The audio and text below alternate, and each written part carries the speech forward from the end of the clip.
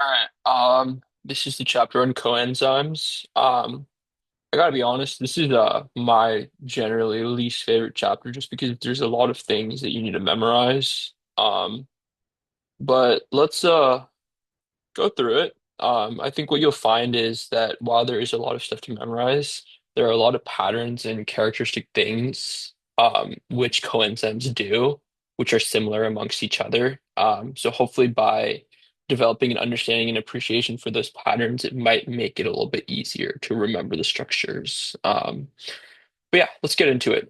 So there's metal ion cofactors and there's organic molecule cofactors. So metal ion cofactors are metal ions that help bind or hold a substrate in a particular orientation in the active site. They can help catalyze a reaction by increasing substrate electrophilicity or water nucleophilicity. They can also coordinate with groups and enzymes to stabilize or induce beneficial conformational changes.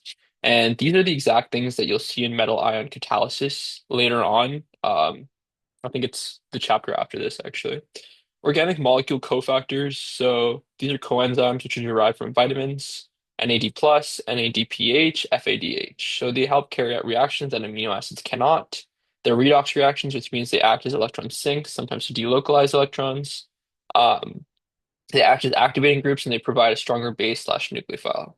So take a moment to kind of read through these factors again, and try to identify them as we go through the structures. And I'll point them out as we go too. But the more you try to memorize them, the more you understand what's going on, the easier it'll be to remember and appreciate the structures. All right.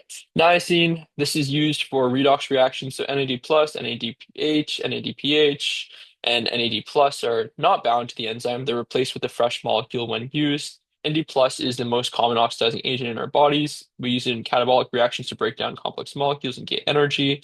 NADPH is the most common reducing agent in our bodies, and it's used in anabolic reactions to build complex molecules and store energy. Niacin, vitamin B3 goes to NAD plus. So this is the structure of NAD plus slash NADH or NADP plus.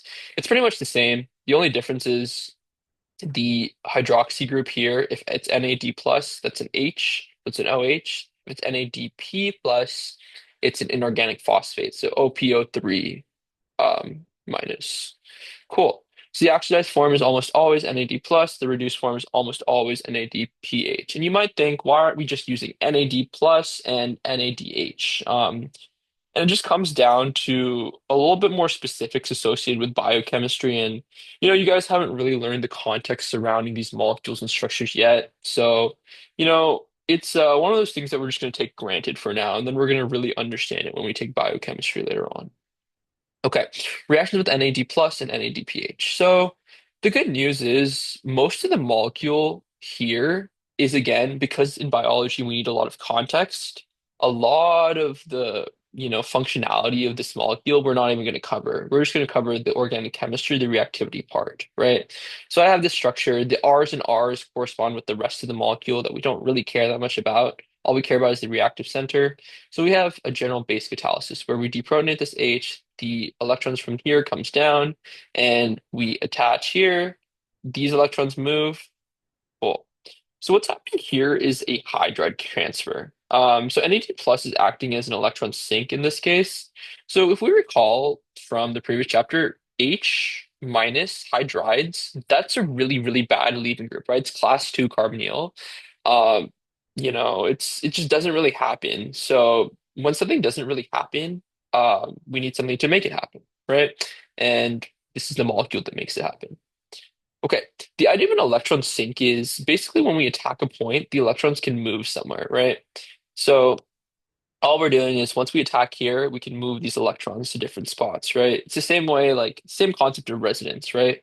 Um, the same reason why carboxylic acid is more stable than just an alcohol, right? Because once we remove a hydrogen, those electrons on that CO non-carbonyl O can get moved up and resonate between the two oxygens connected to the carbonyl. Okay, reactions of NADPH, it's pretty similar. The only thing is NAD plus, we start with this molecule attacking here. With NADPH, we have this molecule that attacks here. right? And again, it comes down to the electrons moving around. These are all soft nucleophiles and soft electrophiles, which just basically means you have a lot of arrows to draw before like you actually have an attack, right? If this was a strong nucleophile, it could directly attack, but we have to use something to make it a better nucleophile, which kind of makes it a soft nucleophile, right? NADPH, NAD plus, general acid catalysis, general base catalysis. Okay. Enzymes can reduce with stereo control. Riboflavin. This is used for redox reactions. So we have a ribitol attached to a flavin. So the flavin is kind of the thing you need to worry about. It's where all the organic chemistry takes place. FAD is flavin adenine dinucleotide. So we have flavin here. We have the ribitol dinucleotide. Um, Adenine are two phospho groups. Cool. Um, Again, generally speaking, we're not really terribly on the hook for a lot of the precise details. I think it's sufficient to understand like what's going on between FAD, FADH2, and memorize these structures and just call the rest of it this whole thing here just some R group, right? Because that all has to do with more biological context, things that we're not really covering right now, because we're just covering the organic chemistry, right? So I have FAD and I have two double bond ends. And the whole idea is we go from FAD to FADH2. So we must have added two hydrogens. Where did we add those two hydrogens? On those nitrogens. Very cool. So we're oxidizing it, right? So FAD is used for oxidation and reduction reactions. NAD plus, FAD. So these are the general structures of these reactions. What they're used for. Alcohol goes to a ketone or aldehyde. Sulfur goes to disulfide. Alkene goes to alkene. Amine goes to imine, right? So FAD, the idea is, we're making a bond, right? We're making a bond here. We're making another bond here. We're making a bond here. FAD, it's just important to know, can't easily dissociate from an enzyme. We have this thing going on here. And this is more important when you learn about biochemistry in 108B and you talk about the ETC and the fact that most of the TCA cycle will use NADH and NAD plus, and those produce 2.5 ATPs versus FAD produces 1.5 ATPs. And like when you go into electrochemistry, redox potentials say that FAD should be better. It should be favored. But again, all of that is just, stuff to learn later, right? It's a stay tuned moment. Okay, reactions of FAD. So these are the different reactions that we go through. Succinate to fumarate. Again, it's a TCA cycle thing, biochemistry thing. We have this molecule, the FAD molecule that we talked about. And again, we're neglecting all of this. We're just calling this some R because it's not involved in reactivity. So what's going to happen? So we have base catalysis first, where we pull out this H, enolate ion is formed. We attach here, we grab a hydrogen, kick off a base, right? And then we have an enolate ion that can be formed here, and the electrons will go down. This will come here, this will kick off this H. So effectively what we've done here is we've added an H here, and we've added an H here. Cool. Um, Dihydrolipoate. Lipoate, lipoic acids, they're very useful in biochemistry, synthetic biology, synthetic chemistry. But let's see what's going on here, right? So it's essentially the same pattern of us attacking at this point, and it's going to be a little bit different in that if you look at these structures, we can see that they look pretty similar, right? So what is really going on here?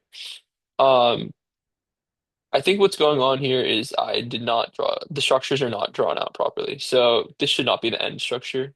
Um, the end structure should be this. I apologize for that. But we can see how that is, right? Once we have the attachment point of this hydrogen here, the electrons will come back in kind of an opposite pathway and put the hydrogen here, right? So all of this organic chemistry is just to change these double bonded ends into hydrogens, right? Double bond end, oxidation reduction. We're adding hydrogens here. We're removing the double bonds. Cool. And I could walk through the steps, but there's really no nuance here. There's nothing really to call out. It's just unfortunately one of the things that you have to memorize. Sorry about that. Okay, thiamine. This is used for acyl transfers. So thiamine is vitamin B1, and we use something called TPP. So this is used by enzymes that catalyze the transfer of acyl groups. So we can see here that we go from this structure to this structure. So it's a decarboxylase by root rate decarboxylase. All it means is we're removing a CO2 group. Um, so beta decarboxylation, this position is beta, right? And this position is alpha, or sorry, this position is alpha, this position is beta. So beta decarboxylation is easy to do, right? We end with a, stable structure. This will be resonating back and forth. It's not insanely stable, but it's sufficiently stable, right? For alpha decarboxylation, it's a little bit different because carbanions, you recall, are very, very unstable, right? This structure doesn't happen. This doesn't happen. So we need something called a TPP to help us do this. So TPP is the structure here. And what's going to happen is uh, we're going to get basically TPP is acting as a glorified electron sink, right? In beta carboxylations, you don't need an extra molecule because you already have an electron sink, right? This electron goes here, these go here, this can kick up, right? Electron sink. But here, these electrons have nowhere to go, right? This is not a stable structure. This is much more stable than this, right? Okay, so the TPP, all it does is act as a sink. So what happens is we deprotonate here, negative, we come here, we attach a hydrogen, and then we get all these steps of, earlier we saw that these electrons had nowhere to go. Now they have somewhere to go. Cool. And I'll let you go through the mechanisms on your own. But again, there's nothing really to call out. It's everything that you've kind of learned so far. There's no really like weird stuff. But yeah. This is another mechanism. We have pyruvate and coenzyme A that go to acetyl-CoA. All these reactions are, more relevant in biochemistry, right? But the whole point of taking this class is to kind of get a start of kind of trying to see what biochemistry looks like and realize it's a lot more complicated than what we learned in A and B. And, the stuff that you're going to learn this quarter might be a little bit easier in that it's just a lot of memorization stuff, but you can see how it's a lot more complicated than we led on to in A and B, right? Because, irrespective of how hard you feel that class was, like, the mechanisms were simple molecules, even if the mechanisms weren't particularly easy to understand. It pretty much involved relatively simple molecules. Like you never saw stuff like this or like this, right? But in biology, we just have so much more context for things that we have to consider, right? Okay, biotin. This is used for alpha carbon decarbo or carboxylation. So this is to carboxylate, right? The things before were to decarboxylate. This is to carboxylate. So biotin is used to catalyze the carboxylation of an alpha carbon. Cool. Reactions of biotin, activation of CO2. So this is what's going on here. The idea here is we get some metal ion catalysis here that makes this more favorable, this P more favorable to attack. These electrons go to here. We have this good leaving group because of our coordinated Mg. So this activated bicarbonate can leave and we have ADP. The second step is we have biotin and we have the enolate that's forms of biotin. So a lot of these vitamins will go through some type of enolate intermediate or, just a minus on a carbon that's resonance stabilized. So this enolate will attack this group, this activated bicarbonate, and we'll get a lot of tetrahedral formation, then collapse, kick off, and we'll be left with carboxybiotin and then, this phosphoryl group coordinated with an Mg2 plus. Cool. Reactions of biotin, transfer of CO2. Um, so this is the final third step of what we were just talking about, right? So once we have these structures, we got to step two. Step three is enolate, enolate of pyruvate. This will attack this structure here. It'll attack at this position, kick up these electrons, comes down, detaches. This group detaches. We're left with oxaloacetate and biotin enolate, right? Again, oxaloacetate is something that you'll learn about more in depth in 108B when you learn about the TCA cycle and all the details involved there. All right, pyridoxine reactions with amino acids. So these are transamination reactions. So I don't know. I'm not really seeing anything to call out here. So if you would like to, you can pause the video to see what's going on. These are PLP reactions. These are decarboxylation reactions. If we look here, we can see how decarboxylation happens. Um, Yeah, I mean, there's not much to highlight, right? We go through these electron flows and then we go through the reverse flow to grab a hydrogen examination. Yeah, I mean, this is kind of what we would expect. Decarboxylated amino acid. Racemization, it's just important to note that the whole point of transamination with an enzyme is just to make sure that we have a specific stereochemistry we're looking for. Folic acid, this is for transferring one carbon. So folic acid goes to tetrahydrofolate, THF, not to be confused with tetrahydrofuran. This is such a terrible abbreviation. I don't know why it's abbreviated as the same thing. I guess it's just that when people talk about tetrahydrofolate, they're not necessarily talking about THF. They just come up in different contexts, which is why people think it's okay to abbreviate them as the same thing. So these are the groups that we transfer. Alkene, alkane, or aldehyde. Cool. Reactions with THF. Um, these are some of the reactions involved. Again, I'm not really seeing much to call out on, so I'll just pause here if you want to take a quick note of what's going on. Okay. THF mechanisms. So maybe this is worth going through. Okay. So we have all these different precursor molecules, okay? So this is specifically precursor molecules for uracil, thymine.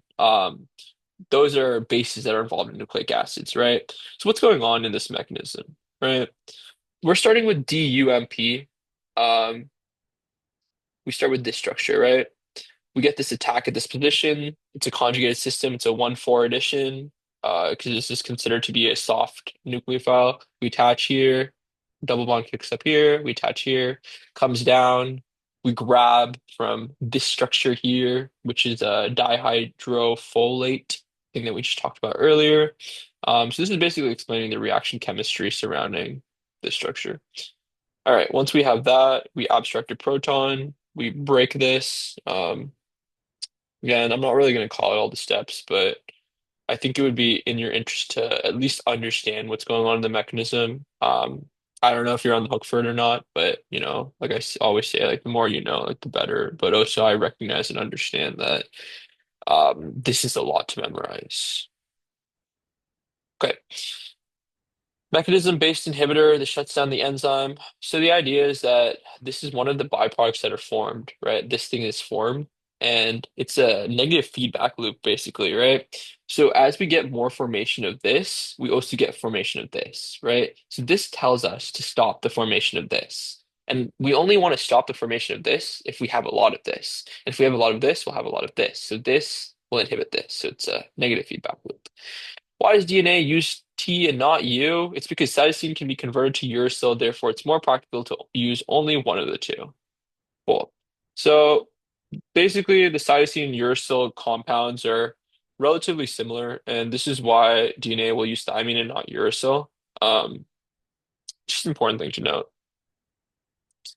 Okay, and these are the specific things. N10 formal THF transfers a formal group. N5 methyl THF transfers a methyl group. N5 N10 methylene THF transfers a methylene group. Wow, it's almost like it's in the name. Cool. And like I said, like, this kind of wraps up coenzymes. There really isn't much for me to teach here. Unfortunately, it's just a lot of memorization and going through the mechanisms and making sure you have a good understanding of them.